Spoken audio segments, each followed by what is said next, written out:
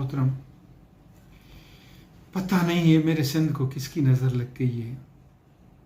सिंध जहाँ पर ये कहावत मशहूर है कि न्याणी सत कुरान, यानी एक बच्ची 7 कुरानों के बराबर है। ये बात सही हो या गलत हो, मजहबी नुक्ते निगाह से मैं इसकी हिमायत में कोई दलीलबाजी नहीं करता, लेकिन ये हर जगह पे जहाँ पर भी आप जाएंगे सिंध में ये कहावत आपको सुनने को मिलेगी। नतीजा क्या निकलता है कि जब कोई कत्ल हो जाते हैं, खून हो जाते हैं या इस किस्म की वारदातें होती हैं, एक न्याणी किसी के घर पे चल के आती है, शराफत की तकाजा ये होती है कि वो घर वाले जिसके पास वो आती है उसके सर पे हाथ रखते हैं और उसके सर पर चादर ओढ़ाई के बदले में या तो चादर डालते हैं या चादर की रकूम देते हैं कि बेटा आप चल के आई हैं, हमने जो खून किए थे, आप जिनकी हमसे माफ़ी लेने आई हैं, जो हमारे खून हुए थे, हमने वो आपको माफ़ कर दी। ये हमारा सिंध था, ये हमारे सिंध का कल्चर था, ये हमारी रिवायात थी, जहाँ पर बच्ची को इतनी मोहतरम और इज्जत और आबरू की नज़र से देखा जाता था। पता नहीं क्या हो गया है, सिंध को किसकी नज़र लग गई है। मैं जो 2 वाक़यात, बहुत ही बुरे और घिनौने वाक़यात आपके साथ शेयर करने वाला हूँ, इससे पहले आपसे गुजारिश ये करनी थी कि हमारे अपील टीवी चैनल को सब्सक्राइब करें, लाइक करें, शेयर करें और बेल के बटन को दबा दें ताकि जो नई वीडियो हमारे पास आए वो मालूमात हम आपके साथ शेयर करते रहें। जी मोहतरम, मैं आपके साथ जो तस्करा कर रहा था, मैं इन दोनों बच्चियों को मैं अपनी बच्ची समझता हूँ, इन दोनों बच्चियों को सिंध की बच्चियाँ समझता हूँ, पाकिस्तान की बच्चियाँ समझता हूँ और आपकी बच्चियाँ समझता हूँ। और मुझे पता नहीं है कि हुक्मरान इन्हें अपनी बच्चियाँ क्यों नहीं समझ रहे, हुक्मरान सिंध के हों या विफाक के हों, मैं दोनों की बात कर रहा हूँ। वो कब हमारी बच्चियों को अपनी बच्ची समझेंगे। कल की खबर है जो आज के अखबारात में छपी है, मैं दोनों बच्चियों के नाम नहीं ले रहा हूँ। पहली खबर है ड्रिगड़ी की, वहाँ पर इंटरमीडिएट की बच्ची को, तालिबा को अगवा कर लिया जाता है।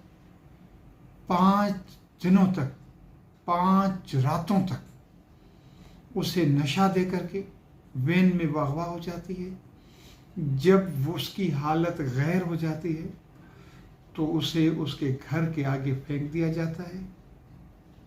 पोस्टमार्टम रिपोर्ट में ज़्यादती की तस्दीक हो जाती है।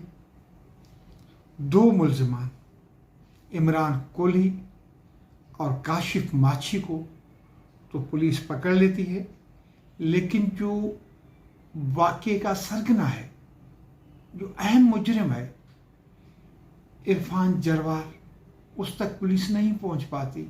और अखबार ये लिख रहा है कि वो इसलिए अरेस्ट नहीं होता कि वो बदीन के डीएसपी का गनमैन है।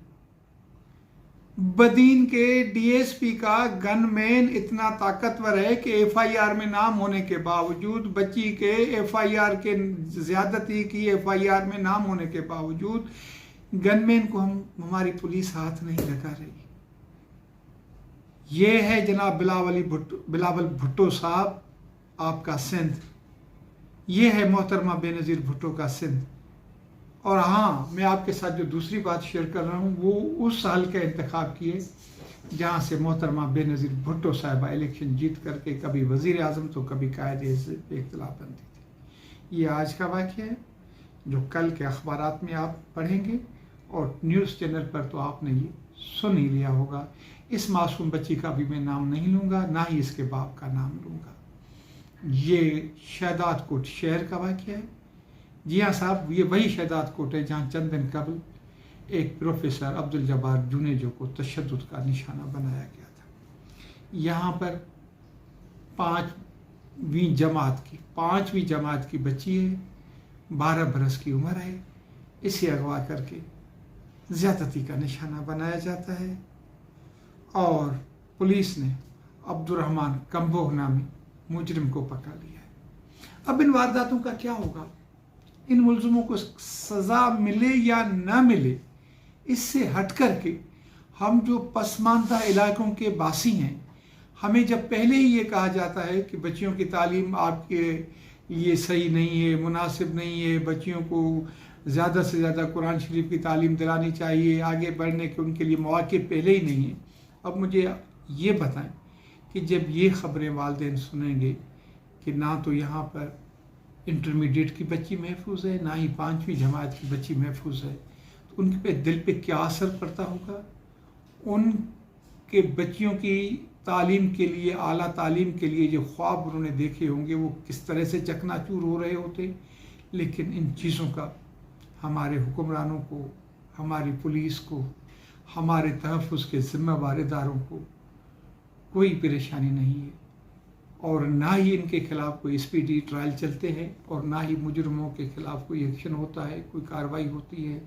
बस यही होता है कि जो मुलज़िमान हैं वो पहले से बाअसर होते हैं, पहले से ताकतवर होते हैं, पहले से उनके पास गन मौजूद होती है, लिहाजा वो आकर के फिर एक गरीब वालिदैन को डराते हैं, धमकाते हैं और वो चुप का रोज़ा रख लेते हैं।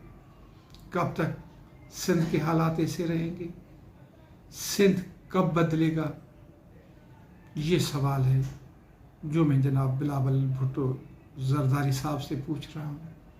बिलावल भुट्टो जरदारी साहब, सिंध के हुकूमत से मुतासरीन की कोई उम्मीदें नहीं हैं, सिंध की पुलिस से मुतासरीन की कोई उम्मीदें नहीं हैं।